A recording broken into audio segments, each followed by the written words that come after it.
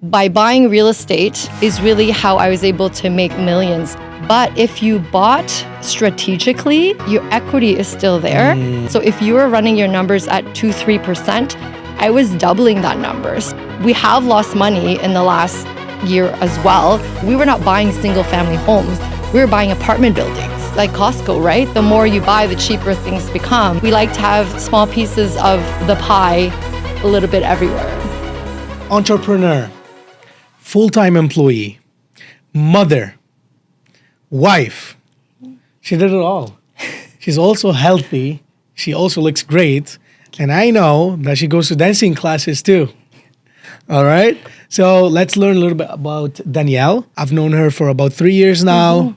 And I've been impressed since. And she's been doing just amazing. And every time I see your posts, you're like at a next level, at a next level. And you keep going up and up and up.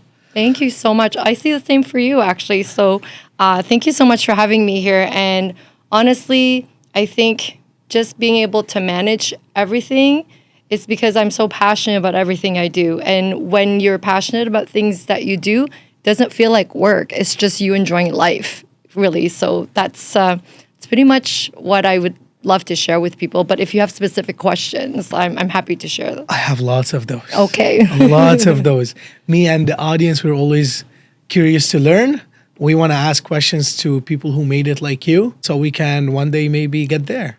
Of course, that's the goal. If we can elevate one person and that person has the same effect on somebody else, the whole community rises. And I think that's why it's so powerful to share your journey, yourself, myself, how we started, where we are, where we want to go, because it inspires people to take action. And that's how people grow and change and become better, not for themselves, but for the community, their family, and eventually like communities in general, right? Amen. Yeah. Danielle, I always start with this question. Yes. When did you make your first million? So 2020, actually, during COVID, when, things were happening, I saw what was going on and I took advantage of it because I had already bought real estate in 2008, 2009, when it first kind of happened, when everything was a little bit uncertain. So this time I didn't want to miss that. So when I saw that, I really reassessed what we were doing and I was able to take strategic action. And that's how I got my first million. Really, I'm a new millionaire.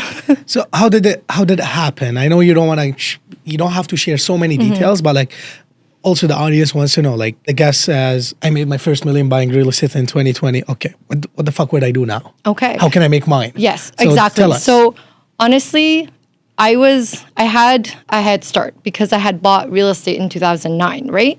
But if you didn't have that head start, what you could do is really just start to network. That's really when I started growing my business and giving other people the opportunity to hear my story. I was able to share my story and it connected with other people, and then opportunities started coming to me. So I started learning about flipping, BRRRRing, so buy, renovate, refinance, repeat. And so by buying real estate and leveraging it and leveraging your network is really how I was able to make millions after I putting myself out there. And then the opportunities started coming to me. So I was selling some of the properties. I bought some more properties with that money. And then those properties started making more money. And it was just like a domino effect. And, 500,000. Yes, exactly. It was just the snowball just started going. And then it's exponential after that.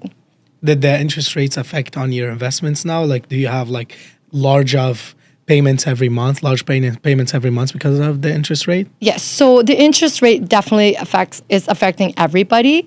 But if you bought strategically, it will affect your cash flow, but your equity is still there and the tenants are still paying your mortgage. So if you bought with a good reserve and you had a strategic plan for those properties, you should be okay. And as real estate investors, you're supposed to run your numbers very conservatively. And during that time, I was running them very conservatively because I wasn't sure what was going to happen, right? So if you were running your numbers at 2-3%, I was doubling that number. So my properties, they're okay. Yes, I am paying more, but You're still at the safe zone. Exactly. In the long term, I'm still going to make money.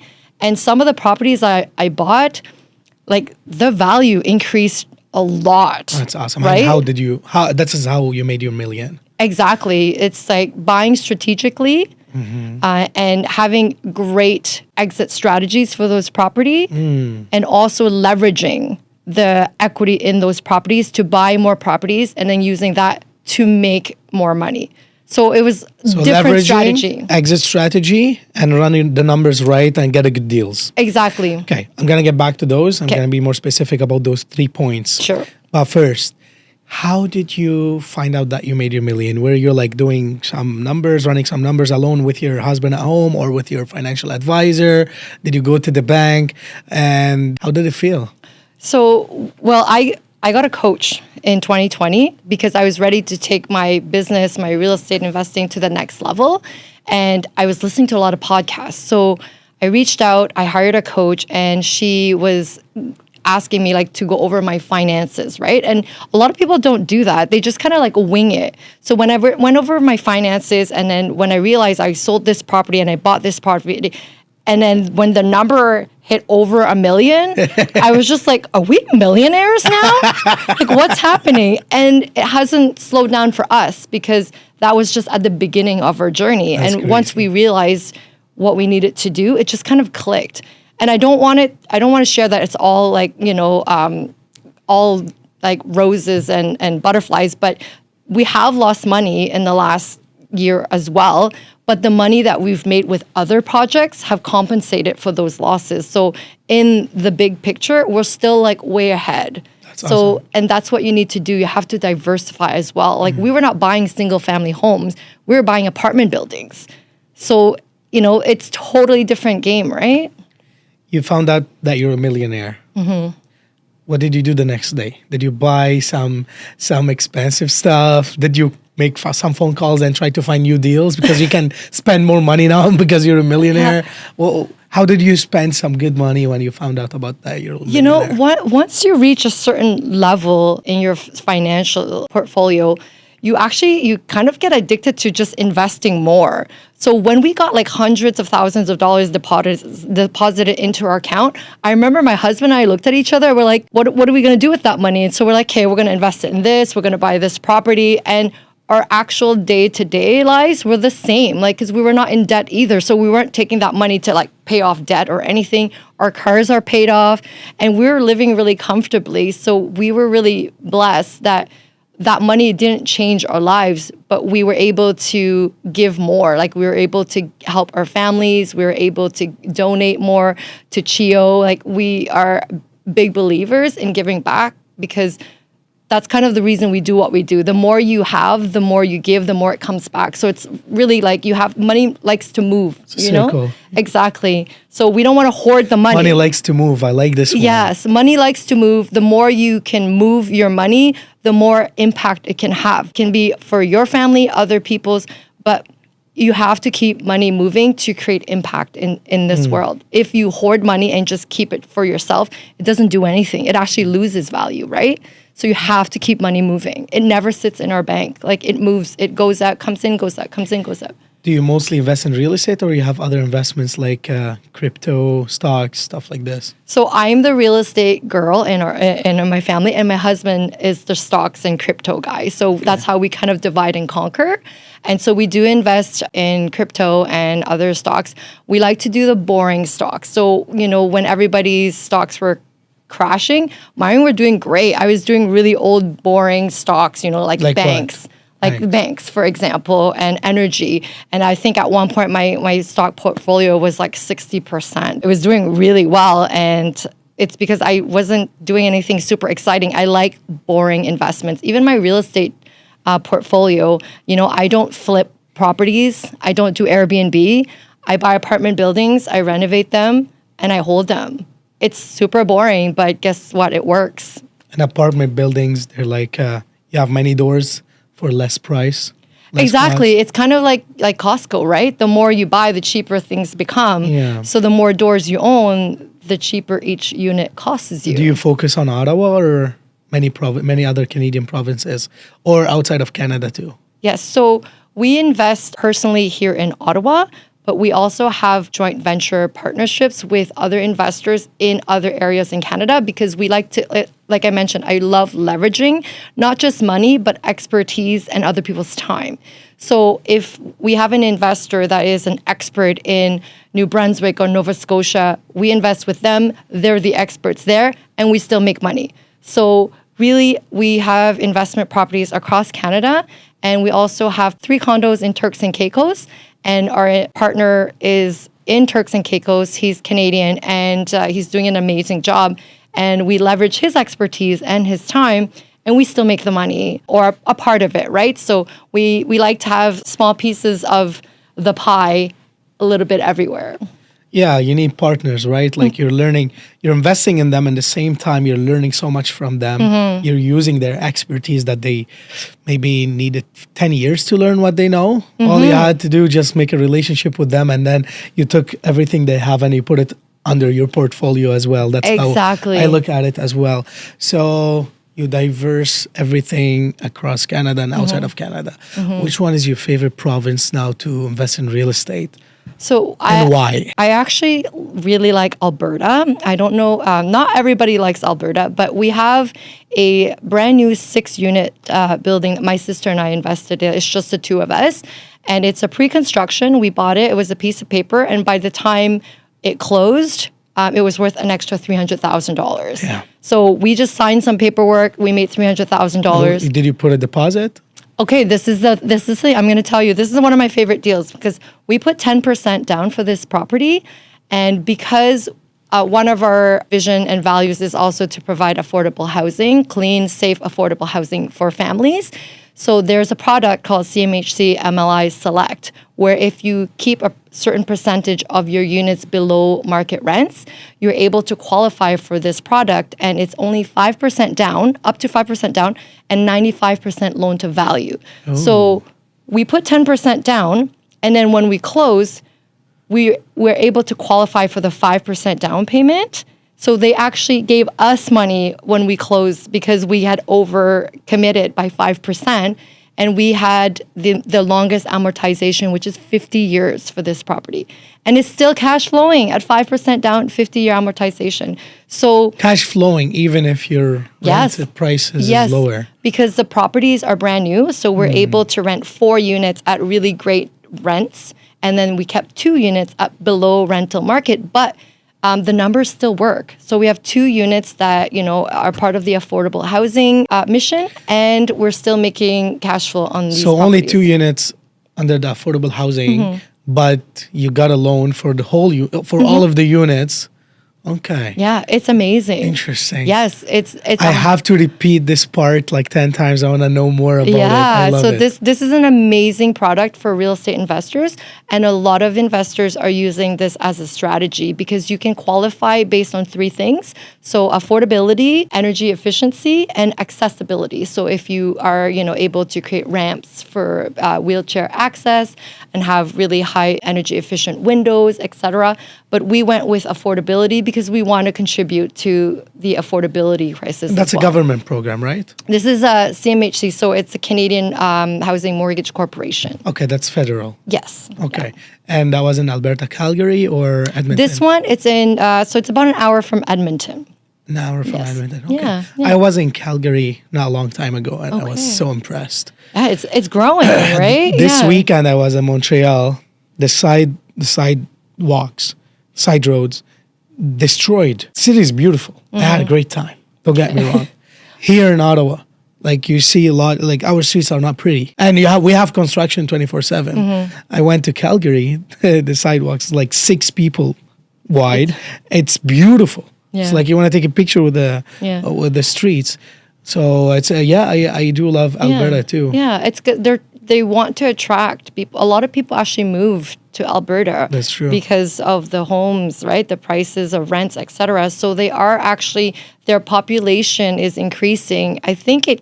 I believe the highest in Canada right now. It's in Alberta. Are you planning to stay in Ottawa for long term? Do you want to move? Do you want to leave? So it's a good question. I see a lot of people moving out of Canada. I always feel really grateful to be here. So if I do leave, I don't think it would be permanently. I would go somewhere, travel maybe, 6 months, come back here. Because I really do love Canada. I've been here since I was 4. And every time I travel, and I've been traveling since I was 18, I always love coming back here. So I'm always going to have a home here. Ottawa. Yeah. I didn't say Canada. Okay, Ottawa. Yes, I love Ottawa. I've been to other cities, maybe Vancouver. I've always loved the Rockies. I feel like when you can see mountains and ocean at the same time, like that's pretty magical. That's Yeah, true. yeah. I was born in a country where you can see those two. I know. I'll go to Lebanon one day for sure. You have to. You'll love it. So we said leveraging. We said the 3 points. So leveraging, diversifying, being strategic with your exits. Okay. Yeah. Exit strategy. Yes. I always like to learn about exit strategies. I'm never a fan because I don't like to go on something and think of the exit strategy, but it is healthy to have it, especially Yes. in real estate. Yes. In a small business, if you're doing a startup, I do hate it. It's like when Okay. I'm talking to someone and they start like, okay, let's make this exit strategy. Okay. Dude, we're spending $20,000 to start this business. It's a startup. Okay. What do you mean exit strategy? Let's just give it our best. But I know, it's not a good idea. Well, no, not that You it's have not to a good have idea. you have to have an exit strategy. So tell me, how do you build an exit strategy for a real estate project? Okay. So for real estate investors, the exit strategy is actually one of the most important things to consider. So it may be different when you start a business or a startup because you want to build it long term, right? So there's totally different business strategies, I would say. So in real estate, when you buy a property, you need to have, for me personally, 3 different exit strategies, minimum. So you have to be able to like rent it long term and then sell it and you still make a profit. You can either Airbnb it, right? And that would be your exit strategy and then sell it if it doesn't cash flow. Or you flip it. You buy a property and your option is to flip it. You renovate it and you flip it. And then all of these, another strategy is to renovate it and then rent it. And then you see if it's worth, the numbers are making sense or not. And then you sell it, but you have to have those strategies in place. The end result is always with real estate is to sell, but it's when to sell and what you do with that property before you sell. A lot of people refinance and then just keep the property, right? What's wrong with that? And that there's nothing wrong. So that would be called the buy and hold, where you are holding onto this property for 5, 10, 15 years because you're a long-term investor, and nothing wrong with that. But a lot of times people who need to, make a lot of cash flow, they buy it only for Airbnb purposes. And then all of a sudden the city changes their Airbnb rules. Now you're stuck. If you bought the property and you did do the numbers for a long-term rental, it doesn't cash flow as a long-term rental. Now you're stuck. You don't have another exit strategy. You only have one plan. Exactly. Which is Airbnb. Airbnb. So you need to have 3 at least. Minimum 3. Rental, Airbnb, Okay. and flip I like it a and sell BRRRR. it. Yeah, like you renovate it and then you keep it for yourself or you rent it. There's now And something. refinance. Exactly. There's also, people are also doing midterm rentals now, which is 30 days or more. So it's not quite short-term rentals like Airbnb rules, because over 30 days you still have to go through the landlord and tenancy board. Do you have Airbnbs? I don't manage them myself. It's too labor intensive for me because of my 9-to-5 job. But I do have the 3 in Turks and Caicos. There are Airbnbs, but I don't manage them. Okay. But I still benefit. But you do like the Airbnbs. It's a higher cash flow, I guess. Exactly. So it's when you're going into Airbnb, you're in the hospitality business now. You're not just real estate investing, right? You're providing service. It's a lot of, back and forth. You have to have really good systems. You need a really good team that's going to answer all those questions. You have to have, like the Airbnb books ready. You need to have someone available all the time. So for me, that's not my strategy. Yeah. I really like, just like I mentioned before, long, boring strategies that for sure are going to make me money because, in history, the longer you hold on to something, the higher the value it gets, right? So really, for me, I don't want to do like the daily like in and out of things. Like I have my own career, I have my family. I don't want to get phone calls when I'm at the gym because a guest doesn't know how to turn on like the stove, right? Where's the Wi-Fi password? Exactly. What's the Wi-Fi password? So for me, I need the hot tub. Exactly. That's what I always call for. The How hot to tub? turn this Yes, shit on. Yes. So because a lot of us are Airbnb guests and we demand a certain level of customer service, right? So for me, it's not my strategy. I love buy and hold. I like the BRRRR strategy where you buy, you renovate, you refinance, you rent it out, and then you repeat. You take that equity, you buy the next project. Because what it does is it gives you infinite returns. You've given your money a job, and then you pull it back when you refinance, and now the money that's in there is actually the bank's money and the equity. Right. So now you have your money back, you buy another property, or you invest it in something else, and your return is infinite. And I'm all about infinite returns. Love it. Right? Love it. Yeah. Define, please, a good deal in real estate. A good deal in real estate is when you make money on the buy. So I tell people this all the time. You make money on the buy? Yeah. When you buy the property, you've already made money. Yeah. Explain, please. Yeah. Okay. See, I like when someone makes me feel dumb. Yeah. I love it. That means I'm learning something. Yes. So it's super, super important in real estate that you make money on the buy. So that means, for example, if you have a property, it's worth $400,000, you buy it for $350,000. You've already made $50,000 in equity. Ah. Do you know what I mean? Okay. I get it now. It sounded more fancy. or you know that putting in some renos is going to give you a huge appreciation, and that's where your money is. Because if your goal is to sell for a profit only, and when you buy it, there isn't much, you're just waiting for the appreciation to increase, that's not really a strategy. You're just gambling, right? You're just like, oh, please let it go up in price, and then I'm going to make some money when I sell. Or, if you just buy and hoping for the best. But usually, for example, this is also one of my favorite deals. I have a lot of favorite deals. So this one, it was an off-market deal, so not on MLS. It was a couple that actually saw me standing by a for sale sign. I was waiting for my agent to come, and they were walking by. They're like, "Oh, are you looking to buy this house? Because we have the same model just down the street, and we're thinking of selling it." So I took their phone number, I asked them questions, and then I said, I'll call you after I look at this property. But the agent never came. And so I called them. I said, hey, the agent didn't come. Do you mind if we just go over and see it now? You took advantage of the situation. Of course, always. The agent is not there. Yes. Yes. I'm not going to go home. I'm already there, right? Yeah. So I call them, and they said, sure, come on over. We go in, and it's a 3-bedroom townhouse in Canada. And Canada was booming, right? It's still booming, still exactly. Good. So this was in 2019, so just before COVID. Ooh. Yeah. That was what, 350, 400? Yeah, 350. Yeah. Yes. So at that time, townhomes were going 380, 400, etc. Right? So I'm looking at the property. I'm like, oh, this is good. There's potential here. And so I asked her to give me a number. She didn't want to use an agent. So I'm like, great, no commission, just the two of us. And we ended up buying it for $352,000, no commission.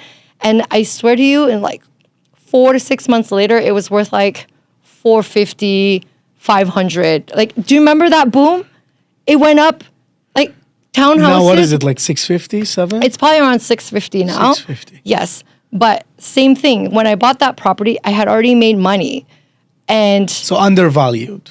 Always buy undervalued properties. So how do you find those? Now you got lucky. The realtor wasn't there, so he didn't really bargain with you too much. The owners, they didn't know better, maybe.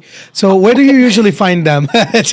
Where do you usually find those deals? I know people, they go for divorces. When they know there's divorce or something. Yes. Where do you find those good deals? Because it sounds easy for you guys. You always talk about it and find good deals. And then we go to find some good deals. Everyone wants overpriced. Okay. So we call them the 4 Ds of finding good deals, right? So people who are getting divorced, there's a death in the family, it's a distressed property, or they're in a lot of debt. For example, they need to sell right away. What is distressed property? I know about, I just learned it 2 months ago. Okay, so distressed property is a property that the owner is not able to maintain it. So, the roof is falling apart, it needs to be changed, but they don't have enough money to deal with it, or they're... All the time. Yes, exactly. You can see from the side, the exterior, that like the grass is not kept, the garage is like crumbling, those kinds of properties. So there's also something called, we say, driving for dollars. Have you heard of that?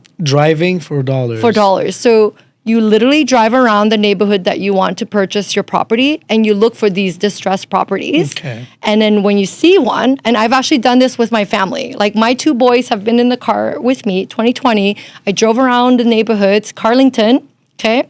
And I drove around, and every time I would see a property that looked like, so they can't take care of this property, I would leave a flyer, I would write down the address, and I would follow up, because those homeowners may be in a position where they can't keep the property anymore, and you're coming to solve a problem for them.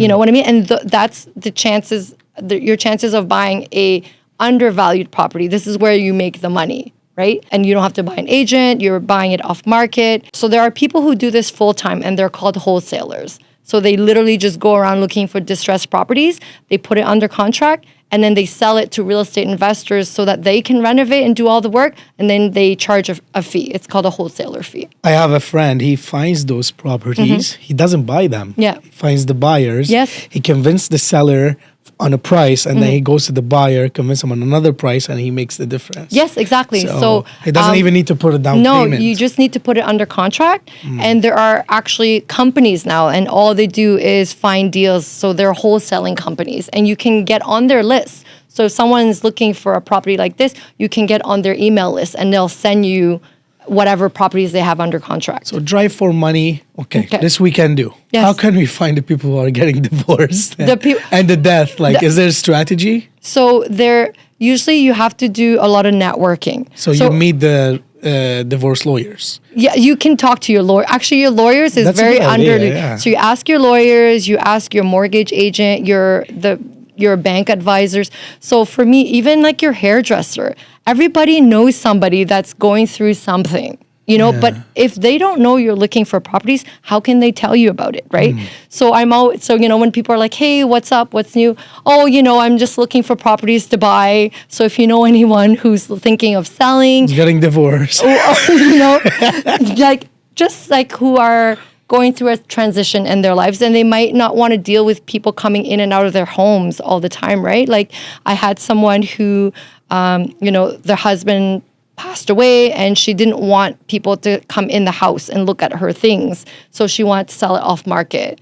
And that's what we did for her, and she didn't want to deal with cleaning up all her stuff because there's so much thing. Just as is. Just, just take what you need, and you can start your new life. Definitely. Exactly. And we will call junk removal, pay the $1,000 and get rid of everything, and she will have peace of mind. So if you help someone and give them peace of mind, or just, release that problem for them, you'll make money somehow. And it's sort of like they call it a win-win, right? Like you're helping them, and even though they're not making all the money that they could if they were to list it, it's not worth it for them. They would rather just get rid of the property quickly and just move on with their lives. So 4 Ds. Yeah. Distressed properties, divorce, death, and debts. Debt. People who can't. Three of the Ds that are on you. You have to network. Yes. Well, even the distressed properties, it's all about networking. I have received so many leads, oh, my friend's brother, he's going through this and that, and I'll just say, whenever he's ready, just let him know, or you take their number. But sometimes it's just being open to it. Do you lowball? I don't lowball. You know what? I don't. I work in a way that I want everyone to feel good after they have a conversation with me, right? So when I go in, for example, that last property, I go in with the comparables. I say, hey, this is what the properties are selling for in your area, and they're in this condition. Your property is in this condition, and these are the renovations I'm going to have to do, and this is how much each renovation costs. So this is a price that I can offer you. And when people see that you've put thought and time into assessing the value of their property, they're way more open to negotiating with you. And there's also your terms, right? Like, what is more important to you? Do you want the highest value for your home, or do you want the quickest sale, right? So I always ask, what's more important to you? How can I help you get the most of what you're looking for?